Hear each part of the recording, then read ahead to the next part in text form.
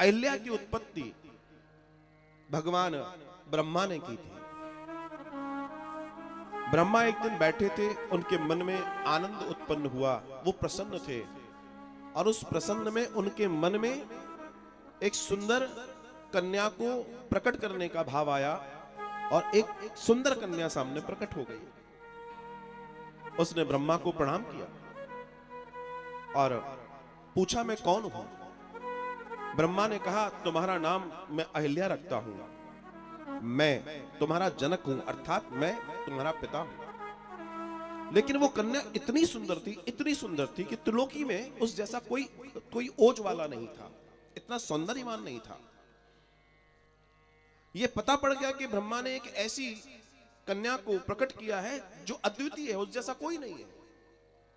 तो देव, असुर, गंधर्व आदि इत्यादि सभी उसे पाने की चाहत कर बैठे कि इससे हमारा विवाह हो जाए, ब्रह्मा जी हमारा विवाह कर दे, हमारा विवाह कर दे।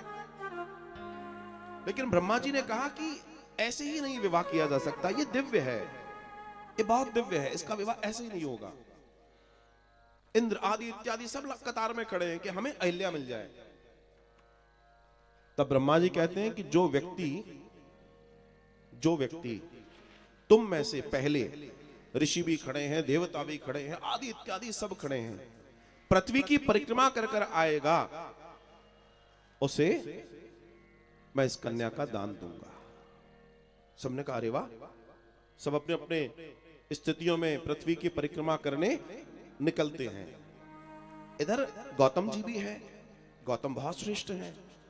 गौतम जी सोचने लगे, परिक्रमा करने में तो बहुत समय लग जाएगा, और अगर ये मेरी पत्नी बन जाए तो मेरा संसार, मेरी गृहस्थ उत्तम हो जाएगा। तो तभी दिव्य कृपा हुई। गौतम जी ने अपने, जहां वो बैठे थे वहां अपने गौशाला में बैठे थे, तो गौशाला में उन्होंने देखा कि एक गैया को प्रसव हो रहा है, अर्थात वो एक बच्चे को जन्म दे रही है। वो जो गौ माता थी, उस गौ माता ने एक बछड़े को जन्म दे रही है, उस बछड़े का मुख अभी बाहर आया है। बहुत ध्यान से श्रवण करना, इसका दर्शन। तो जब वो एक तरफ, जैसे ही उस बछड़े का मुख बाहर, सिर्फ मुख बाहर आया है, उस गऊ को बोलते हैं दोमुखी गऊ। उसका नाम है शास्त्र में दोमुखी गऊ, दो मुख जिसके हैं। और दर्शन है कि जो व्यक्ति ठीक उसी समय, अगर वो उस गौ माता का मालिक है, उस गौ से हो रहे उस समय जब अभी मुख बाहर आया है, तब उस गौ माता की प्रदक्षिणा करता है। पृथ्वी जानकर उसकी प्रदक्षिणा कर ले और उसको किसी योग्य ब्राह्मण को दान कर देता है, उसे पूरी पृथ्वी की प्रदक्षिणा करने का फल प्राप्त हो जाता है। और तत्काल प्रभाव से गौतम जी ने इस कार्य को पूर्ण कर दिया और उस गौ का दान भी कर दिया। और ब्रह्मा जी के सामने उन्होंने कहा कि साहब, शास्त्र कहता है मैंने पृथ्वी की प्रदक्षिणा कर दी। और ब्रह्मा जी ने कहा बिल्कुल सही है। गौतम जी के साथ उन्होंने अहिल्या को दान कर दिया, विवाह कर दिया। दर्शन आता है, समय बीतता है। समय बीतने के बाद वे अपने आनंद के साथ आगे बढ़ रहे हैं।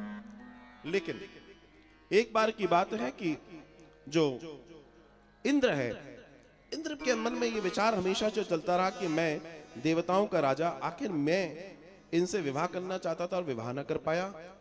इस विचार को लेकर इंद्र बार बार सोचते थे। एक बार इंद्र ने विचार किया और कुछ ऐसी स्थिति परिस्थितियां प्रकट की कि वह अहिल्या के पास चले गए। और अहिल्या के पास जाकर उन्होंने अपने देवत्व का प्रभाव उनके ऊपर डाला और उस प्रभाव में जाकर कहा कि मैं तुम्हारे साथ प्रणय करना चाहता हूं। दर्शन आता है, वाल्मीकि रामायण का दर्शन है कि अहिल्या ने उनको एक बार भी ये नहीं कहा कि आप गलत हैं, आप यहां से चले जाइए। चूंकि वो इतने बड़े ऐश्वर्य को देख रही थी कि देवताओं का राजा, और यही अहिल्या से गलती हुई थी। और इस गलती का परिणाम यह हुआ कि अहिल्या को गौतम जी का श्राप झेलना पड़ा। और ऐसा वैसा श्राप नहीं था साहब, वायु पीकर रहना पड़ेगा। और शिला के रूप में जीवन यापन करना पड़ेगा। इस पूरी स्थिति को हम ऐसे समझें कि देखिए जीवन के अंदर अनेक दर्शन हमारे अंदर आते हैं, लेकिन जब हम अधर्म को अपने जीवन में लाते हैं, कई बार अनेक पुण्य कर्म करने वाले लोग भी क्षणिक सुख प्राप्त करने वाले पूर्ण रूपेण गलत कार्य में जब लिप्त हो जाते हैं तो उनके सारे के सारे सद्गुण जीरो हो जाते हैं और वो पाप के भागी बनते हैं। और एक बात ध्यान रखिएगा, एक सामान्य व्यक्ति, जैसे मान लीजिए उदाहरण के तौर पे एक शिक्षक है और एक विद्यार्थी है, ऐसे समझ में आ जाएगा। एक विद्यार्थी अगर कोई गलती करता है तो उसको दंड उतना नहीं है, अगर वही गलती शिक्षक करता है तो उसको दंड ज्यादा है। क्यों? क्योंकि वो जानकार है। ज्ञानी को दंड ज्यादा मिलता है, अज्ञानी को दंड कम मिलता है। इसलिए वो तो ज्ञानी है, वो तो ज्ञानी है, और ज्ञानी अगर गलती कर रहा है तो उसको दंड मिलेगा। और दंड मिला, और दंड कोई सामान्य नहीं था, दंड बहुत भारी था। और उस दंड के वजह से वे रो रही हैं, वे सिसक रही हैं। राम जी गुरुदेव से कह रहे हैं, गुरुदेव इनका कुछ कल्याण। बोला हाँ हो सकता है, आपके चरण की रज।